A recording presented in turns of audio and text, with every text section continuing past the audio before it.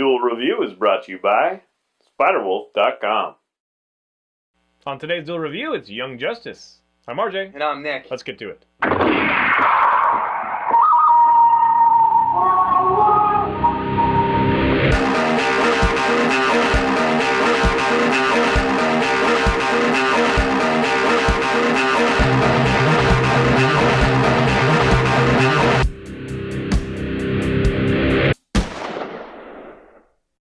Hey everybody, today is July the 11th, and we're taking a look at the animated Young Justice. That's right. And this animated series, I should say, came out in 2010, and it's a great series in my opinion. I love this series. It's 46 episodes, 2 seasons only, and I should say that the first season is very different than the second season. The second season gets very intense.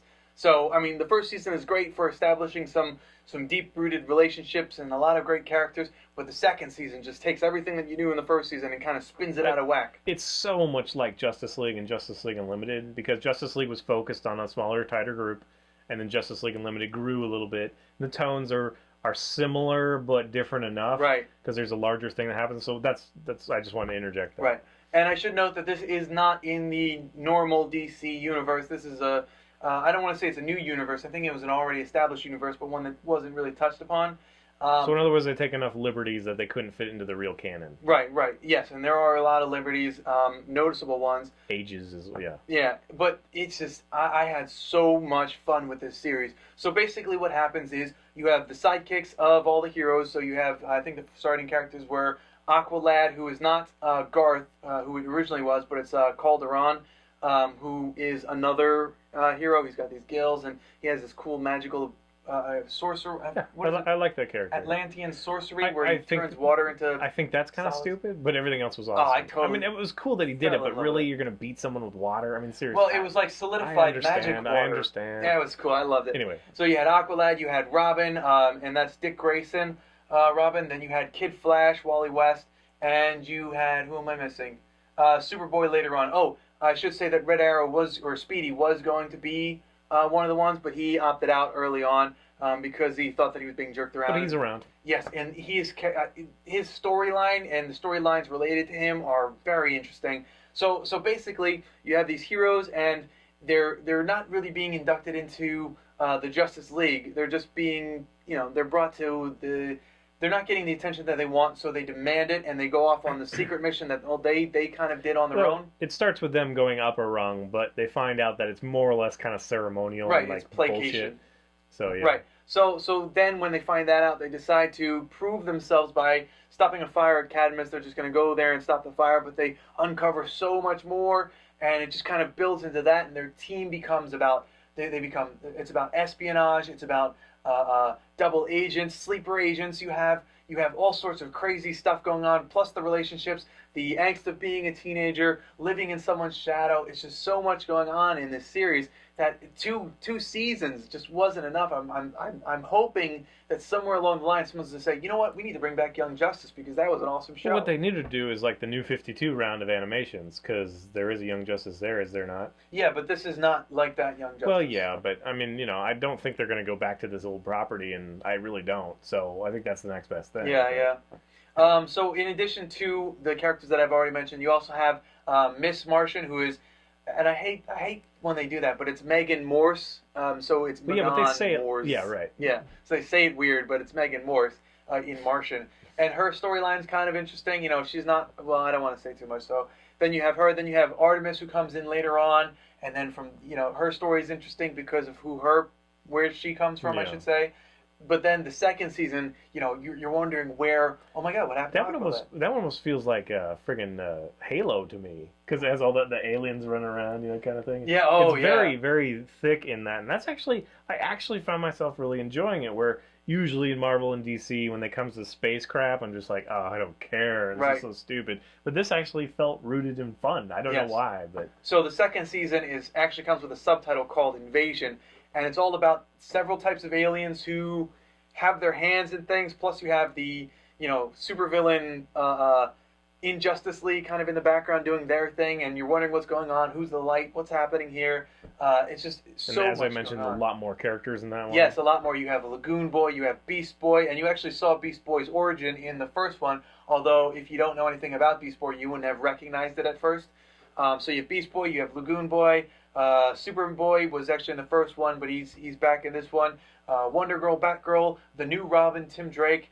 Zatanna, who was in the last one, but she's in this one as well. Right. And Bumblebee and Mal Duncan, who is the Guardian / Fox / the what was he? The Hornblower, and he had another title which I can't remember. Throughout both parts of the series, there's all these great cameos too. You know, yes. If you watch the Justice League or Justice League Unlimited, it's like, hey, there's Black Canary and there's Green Arrow, and you know.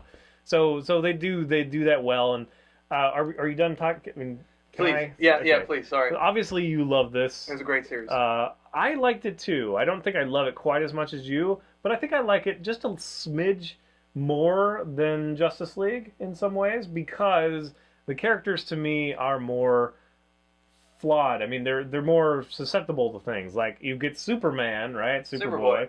But he can't fly, and he doesn't have laser vision. So it's like, hey, he's half the guy, so he is actually possibly kind of vulnerable. Plus, he has this really bad attitude, at least in the beginning, this kind of thing.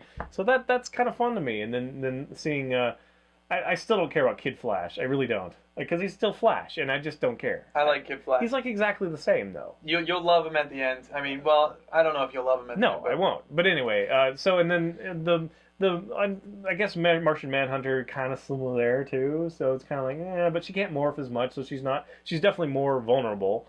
And then I really did enjoy Aqualad, except for his name, freaking Calderon. So stupid. Or Aqualad. But I did really enjoy that, and I enjoyed the tattoo thing, yes, the lasers, I mean the electricity and all that stuff. I thought that was really cool. Whereas Aquaman, I'm just so not compelled at all. At least this one kind of tried. And this is also something I'll say. Like, if you know me and DC, watched other reviews, I always bash the hell out of them just because they have all this fantastical crap, and it doesn't.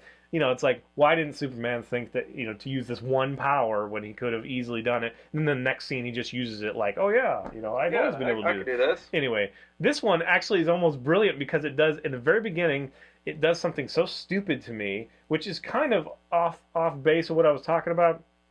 What it does is it takes all their cold villains, Mr. Freeze and Killer Frost and Captain Cold, yes, and the other one that nobody knows. Icicle Jr., I think it was. Anyway, all of them in the same episode, and it's kind of like, wow, they sure do use the same thing over and over. It's like Mr. Freeze, the Batman, is Captain Cold, the Flash. You know what I mean? It's exactly the same. So it's kind of like, immediately I was like, oh, this world's so stupid. But then that won me over because it kind of like outed itself. I don't know if it meant to do that, but that's how it worked with me. It was like, okay, this is stupid, but I'm going to look at the characters and whatever. Right, well, I found them more engaging. Later on, in fact, several times throughout both seasons, it brings up that one incident in the very beginning when all four of those cold characters got together, and I understand that, but it's just one of those things that's like, why does everyone have a cold character? It almost took me out of it, like okay, this world is kind of silly, and then I was able to focus on the characters. Yes. Like I kind of had to wait for Justice League for them to out themselves, or like so I wouldn't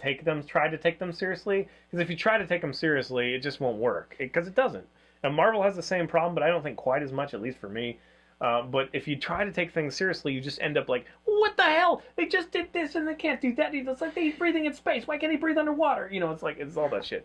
So anyway, it kind of surfaced, and I really did enjoy it. I found myself really enjoying it. And the stories are, again, connected enough and, progressive enough that I enjoy that. I enjoy seeing the cameos. I love the whole Black Canary beating the shit out of Superboy early on in the season.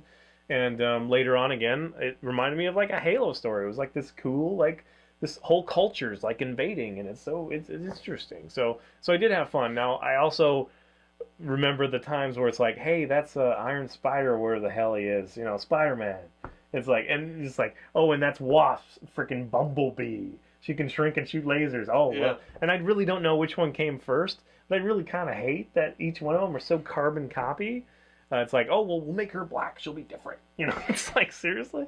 But anyway, it is, whatever. So I do wish they wouldn't rely on that. So, and then Kraven and the girl counterpart with the mask kind of thing. League of Cheshire. Shadows girl. Yeah, there was Cheshire, there was Sportsmaster, and so I hate it when they do that, but overall, I really did actually enjoy this, and I had a lot of fun watching it. And I wasn't able to watch all of it, but I'm definitely going to go back and finish the series. The last season, the ending is just there's so much going on. Just another testament to how well DC does their animated stuff. Yes. Apart from a few slip-ups with Superman stuff for me, and a few of the Green Lantern stuff I really don't care about, kind of thing. A lot of them have been so solid, and Marvel's have been solid too. So I really enjoy the comic, animated series. Well, I've noticed that consistently DC has had an animated show since the animated Batman.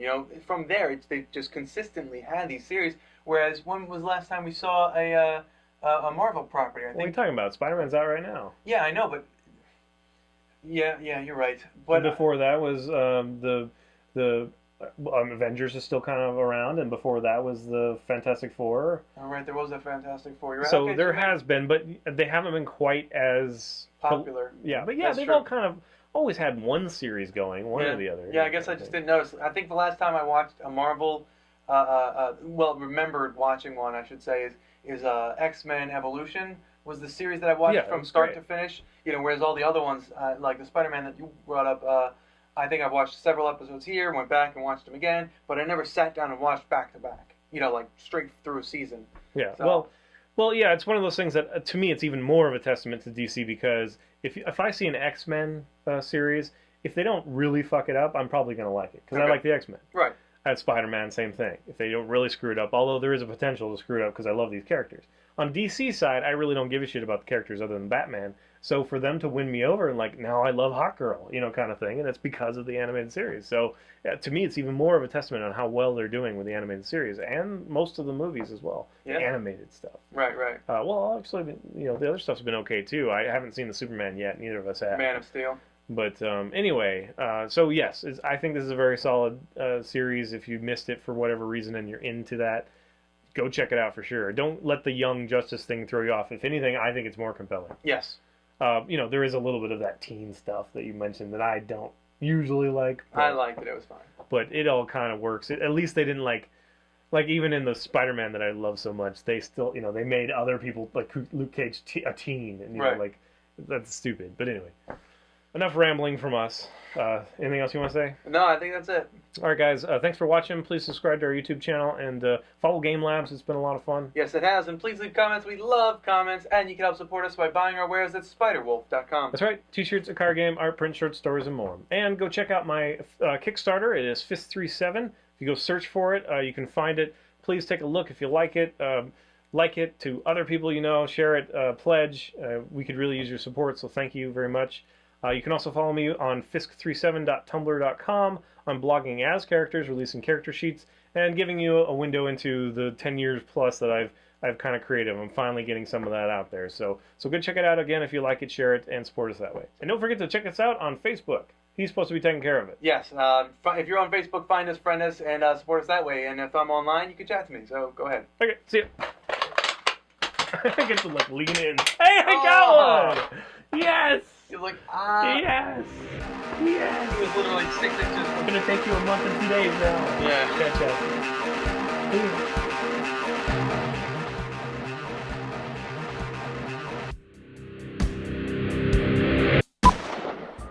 Nick's computer just took a tumble. I was over there looking for... But he slowed it down, so it's good. I was over there... No, actually, it fell. But I was over there looking for these, and while I was down there, I heard him yell, and it scared me. My heart was... I went, because I couldn't say, Nick, your computer is falling. So... It scared me. It was falling, so... I was scared. Ah! My heart scared What was your first thought? Zombie! Werewolf! Vampire! My butt! is showing. My butt. I don't know. No, my first thought was not my butt. Was, boy, RJ screams like a girl. Actually, you don't. You have a very manly scream. Ah! That's really manly. I don't scream often, you know, like in a horrified way. But one night, I used to have cats, and I love these cats, but Wajay's cream for fire. Wajay was... It sounds like you're saying me in a really New Jersey accent, actually. Wajay. RJ. Or yeah. Bostonian, maybe. RJ. No, Wajay. so Wajay, he was looking out the window. We had the window cracked. He was looking out the window, and I was in bed, and he just starts just like, it's like he must have saw something else. Like, and it just kept on building. It scared the shit out of me because I was half asleep. I woke up like, ah! And my ex at the time, she was like, oh my god, what's going on? I was like, well, I don't know. I'm awake now. What's happening? When I was a kid, I had raccoons and a cat fight outside my window, and it was the strangest noise. I thought for sure I was being visited by aliens or something. I was sick, actually, too. This is a really, actually interesting story, because I was very sick as well. So I was there, my mom had put down newspaper. I was very young. Put down newspaper and then like a pail on top of it in case I had to vomit kind of thing. And I heard this noise and was all freaked out. But I was like, okay, it's nothing, it'll go away if I just don't say anything, I don't move or whatever. And then all of a sudden, I hear this little rustle on the paper.